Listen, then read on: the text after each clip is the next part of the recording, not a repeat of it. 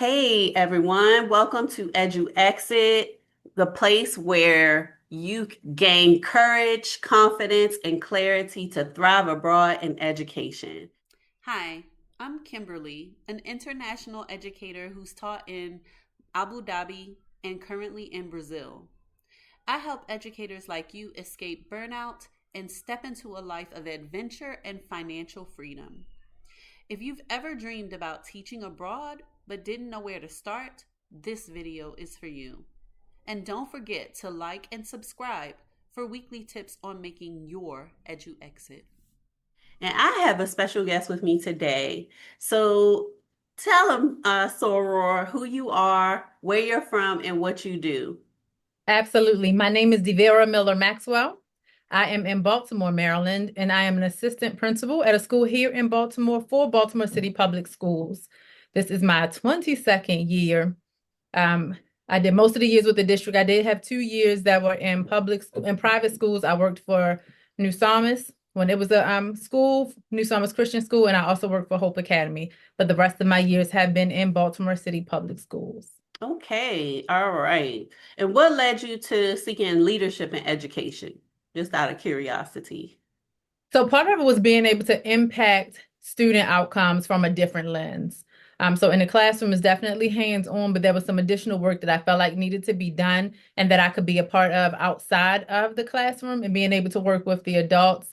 I still wanted to be in the school building. I didn't want a district office position because I still want boots on the ground, just like right there in the space where students are, but to be able to impact instruction, impact culture and climate from a different lens. Okay, 22 years. That's a good number.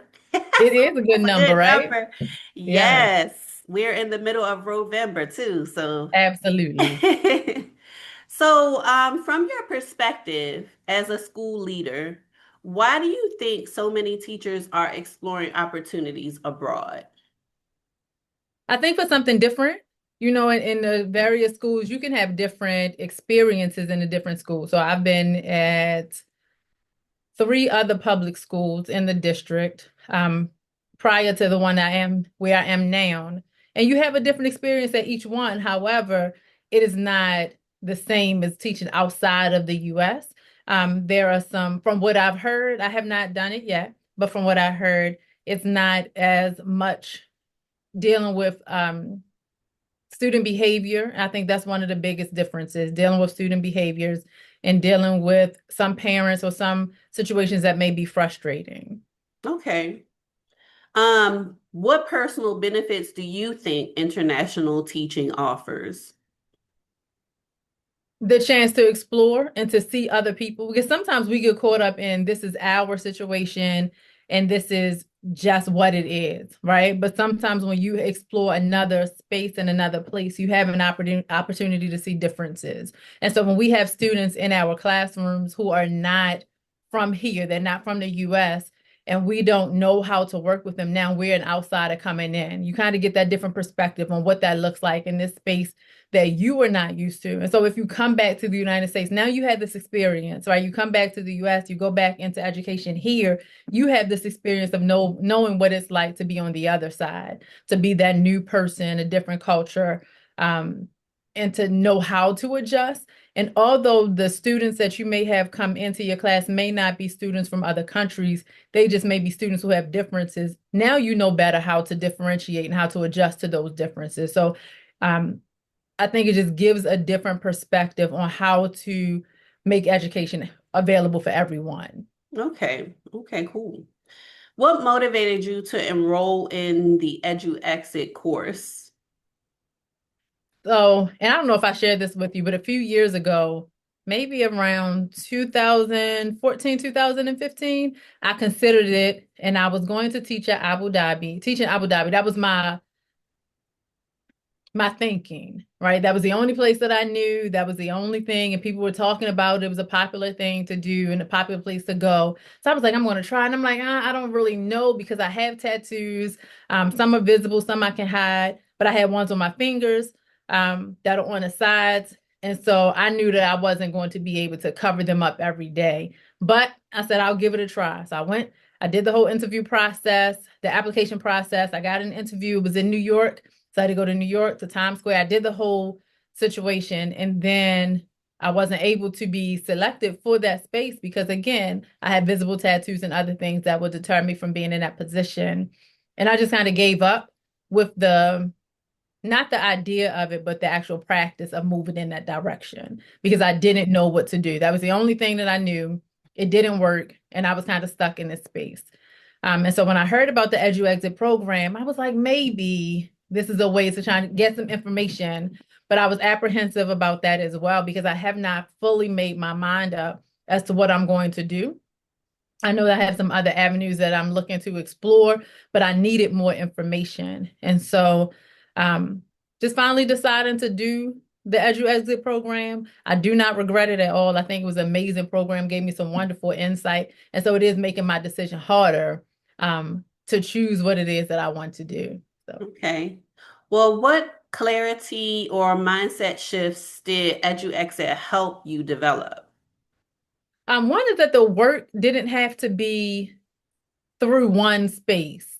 So it was one company that I knew about. I didn't know anything about different types of schools. So it opened my mind up to all of the different options. I didn't know there was an international private, not international, private school, and then the kind of that public private space. And I don't remember all of the terms, but I remember like there's the different kinds of schools that you can go to. I didn't realize that was a thing. Right. So I thought they were all these schools. You go to the program, program places you don't really have much flexibility. And so going through the program, I learned you do have some flexibility. You do have some say into where you go, what positions you can get into. That was another thing I wasn't sure about, that as an AP, I know I don't want to go back into the classroom. And so I thought that that would be a thing. That was also a reason why I was just like, I don't think I'm going to do that. Right. But learning that I can be in an admin position internationally made it more attractive to me. All of the things to consider, because some things that you brought out in that I had no idea. I never considered even the things that you had to take care of at home, to the point where you talked about in the program. And I don't want to give too much because I know you don't want all of the information given away, but really considering when you travel and you're homesick, what are some things that you need to do? What are some things you need to consider from a medical perspective? What are some things that you have to make sure you have, even if it's not a medical condition, but just whatever medications you may prefer, Old Bay seasoning, which I don't necessarily use, but I am from Baltimore, right? And so it's certain things that we have here that I may not be able to find. So the little things, like you gave the very minute details that you would not consider until you got to that space and were like, oh, I don't really know how to navigate that, right? But on top of that, it was also a resource so that I know if I have some additional questions, I now have a support system who is available, who can answer questions for me and kind of guide me in the right direction. And so outside of just taking the course itself, it gave a network. Yeah, good. I'm glad to hear that. Would you recommend EduXit, the course, to other educators who are feeling I stuck? already have. I already have. So it's other stores that I know who are in education. I'm like, you need to take this course. You're young, especially the ones that are love education, but not quite fitting into the position here. Amazing educators, Mhm. young, you don't have any children. There's nothing really set here, especially, we have sorors that come from everywhere and they come to school here to go to school. Now you're used to traveling. You're not used to just being in your home state. You're already in somewhere else. You like traveling anyway. Go get out in these streets and figure out another space, because if you don't like it, you can always come back. And so I've already forwarded information. I've already given sorors information to where to go, and some educators that are not sorors as well that I know who love it, but just a little bit frustrated about the system. Oh, well, thank you so much. I really Oh, appreciate that. absolutely. How did the course influence your goals or your approach to leadership? Just really looking at considering alternatives to how to impact students, right? Um, because you have to look outside of the box, right? I have to think, if I'm going into this space to teach abroad, how am I going to reach the adults? Especially with me going into leadership, how am I going to reach the students? And so taking that same lens and that same approach, because our teachers here and our staff members here require a different approach. And so sometimes we just get locked into a box. But now, if I'm thinking outside, how am I going to reach these people outside of the US with me coming from somewhere else? Now, how am I going to reach my teachers? How am I going to reach staff in the school? How am I going to reach these children, these families? I need to think outside of the box and see what other ways that I can be able to reach them and work with them in ways that meet their needs. Okay. Um, what's the first step a teacher should take if they're curious about teaching abroad? Research, Hmm. research, because you don't know what you don't know until you find out. So it was so much that I knew I didn't know certain things. I didn't know how to get started. But again, as we got deeper into the training and into the modules, it was things I did not consider. I didn't think about. So having the research, having that network, finding out the best ways to be able to do all of the things, like you really walked us through everything to be able to one, apply for the position, to interview for the position. And not only that, but you still reach out and you still give us updates and things to consider as you find new information. So it's not like this one program and now you're left on your own, but you really have built a network for us to be able to go back and communicate with each other, and for you to give us like, these are some questions they may be asking. These are some things that you need to consider. These are some resources. These are some curriculums and programs that may be used outside of the US. So the research to be able to figure out all of those things, like it's right there, right? Like it's nothing, I'm not going to say it's nothing that we have to do outside of there, but you've given us direction. Oh, good. I'm glad to hear that.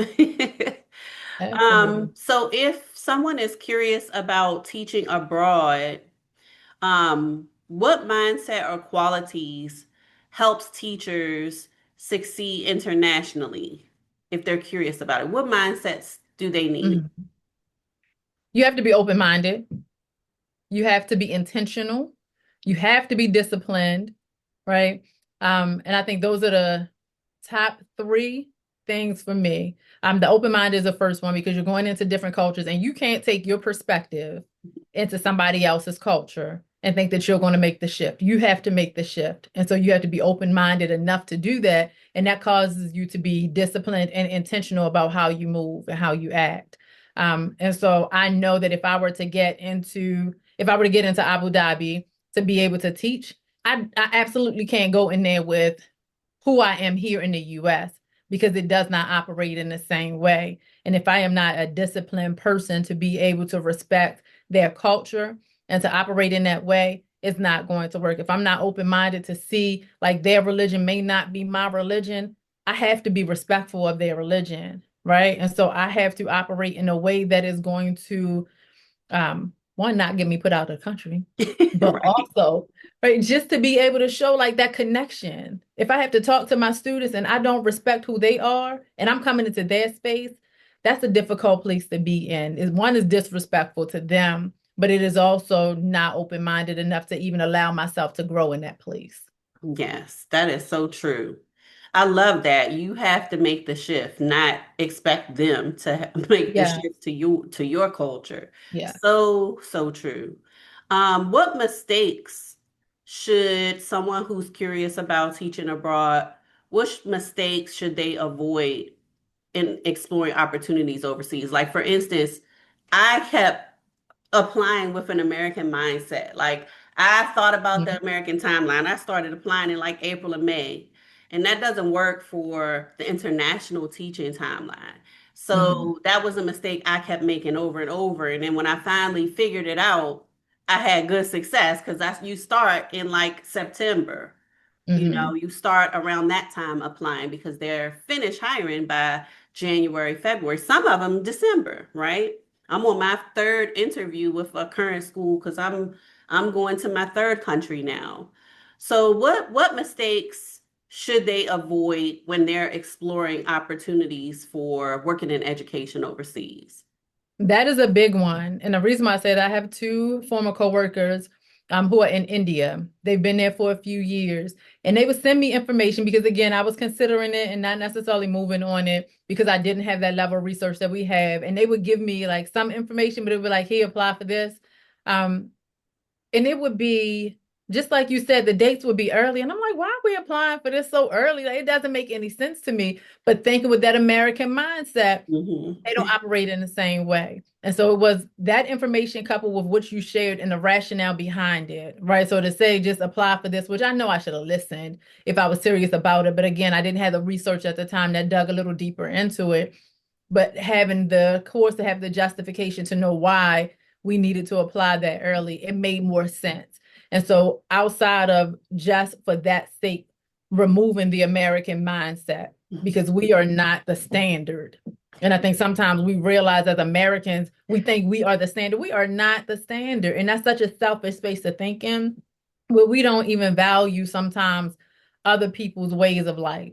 And that's one of the things that we have to consider. So if we don't have that open mind and we're not going in there fully ready to embrace that culture, it's going to be a difficult space. So really removing that American mindset, not just from the place of applying, but just in general of how they operate. You have to be open to what that new experience brings you. That is so true. Removing that American mindset in all the different areas. Yeah, Yes. I love that. What final message would you share with educators watching this interview? Do the work. If you're really interested, and you don't have to be like, I'm still in a space where I don't know because I do, part of me really wants to move to North Carolina. Always had that thought to move. And I'm in the place of trying to figure out, do I want to move to North Carolina? Do I want to teach abroad? And I can do both, right? So I can go and teach abroad and then go to North Carolina from there. I wouldn't go the other way. I wouldn't go to North Carolina first and then teach abroad just because of the whole housing thing and then getting housing there and then figuring out what to do. But to go from here to teach abroad to move to North Carolina is a thing. But I have not kind of finalized that. But the research, the program, it is not time wasted, it is value added. And it is value added even if you decide not to go, because it does still impact the work that you're doing in this space. Because even without the traveling abroad, like you said, the modules and the things that you go through and to consider what you have to consider about teaching abroad, those are some things that you have to consider when you're teaching other people and working with other people who may not have the same mindset, what we consider maybe a normal mindset, somebody who thinks differently. That's the same work that you have to put in for them. So if you are in a space where now I'm thinking a little differently because I have to consider what it's going to be like to work with other cultures, those are the same thoughts that I need to consider when I'm thinking about what to deal with when I'm dealing with or when I'm working with people who have other learning styles, right? And so it's not a waste of time at all. It's not something you be like, I shouldn't take this course. It didn't do anything. I'm not teaching abroad. It still gives you information and it still builds your capacity to learn more about the work that you're doing. Okay, that's all. That's amazing. So, you'll keep me updated on what you decide. I will keep you updated because I will ask questions. Like every time you post a message, I'm on it and I'm looking and I'm reading and I see the things. Even if I don't respond back, I'm looking at it because those are things that I still need to consider so that when I decide to do the work, I even work with my therapist. Like this is one of I use her as I need think partners. So Okay, I use it as a think partner. And so we go through to keep me on track with things that I need to do. But those questions that I may not consider as well, a thought partner. So those things that I may not consider as well. So I'm still constantly thinking and battling between the two, like which one or both, and then when.